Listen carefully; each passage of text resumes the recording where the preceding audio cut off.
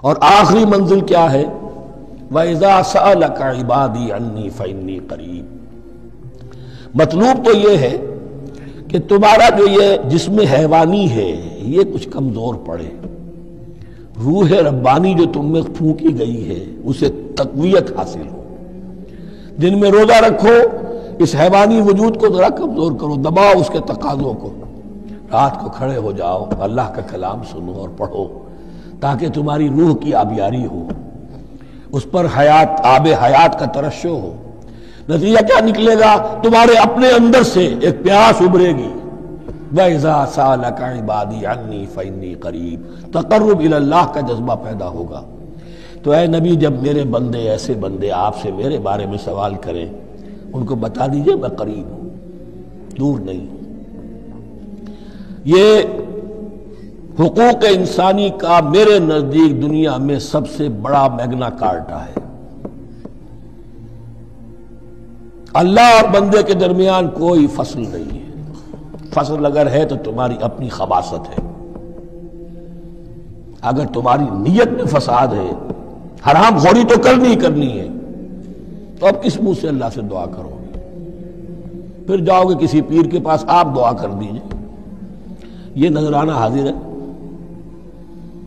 یہ طریقہ کیا ہے؟ انسان کا نفس حائل ہے اور کوئی نہیں، ورنہ ہم تو مائل بے کرم ہیں، کوئی سائل ہی نہیں، راہ دکھنا ہے کسی رہنوی منزل ہی نہیں، کوئی پوپ نہیں، کوئی پنڈت نہیں، کوئی پادری نہیں، کوئی پیر نہیں، کوئی نہیں۔ جب چاہو اللہ سے ہم کلام ہو جاؤ، اس سے بڑا حق کیوں خالق و مخلوق میں حائل رہے پردے، پیران کلیسا کو کلیسا سے اٹھا دو۔ میرا ہر بندہ جب چاہے جہاں چاہے مجھ سے ہم کلام ہو جائے۔ ہاں شرط ہے اس کی، وہ شرط آگے آ رہی ہے۔ اجیب دعوت الداعی اذا دعان، میں تو ہر پکارنے والے کی پکار سنتا ہوں، اور سنتا نہیں جواب دیتا ہوں، اور صرف جواب نہیں دیتا، قبول کرتا ہوں۔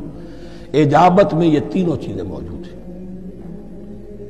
اور اذا دعان، جہاں مجھے پکارے جب پکارے، there and then میں موجود ہوں۔ لیکن شرط کیا ہے؟ فَلْيَسْتَجِيبُوا لِي، انہیں بھی تو میرا کہنا ماننا چاہیے۔ یہ یک طرفہ بات نہیں ہوگی۔ فَاذْكُرُونِي أَذْكُرْكُمْ، تم مجھے یاد رکھو گے تو میں تمہیں یاد رکھوں گا۔ یہ دو طرفہ معاملہ ہے۔ تم شکر کرو گے، میں تمہاری قدردانی کروں گا۔ تم میری طرف چل کر آؤ گے، میں بھاگ کر آؤں گا۔ تم بارش برآؤ گے، میں ہاتھ بڑھاؤں گا۔ لیکن تم رخ موڑ لو گے، ہم بھی رخ موڑ لیں گے۔ ہماری تو غرض نہیں ہے، غرض ہے تو تمہاری۔ تم رجوع کرو گے، ہم بھی رجوع کر لیں گے۔ تم توبہ کرو گے، ہم اپنی نظر کرم پھر تمہاری طرف متوجہ کر دیں گے۔ لیکن ہر چیز ان تنصروا اللہ ینصرکم، اللہ کی مدد کرو گے تو اللہ تمہاری مدد کرے گا۔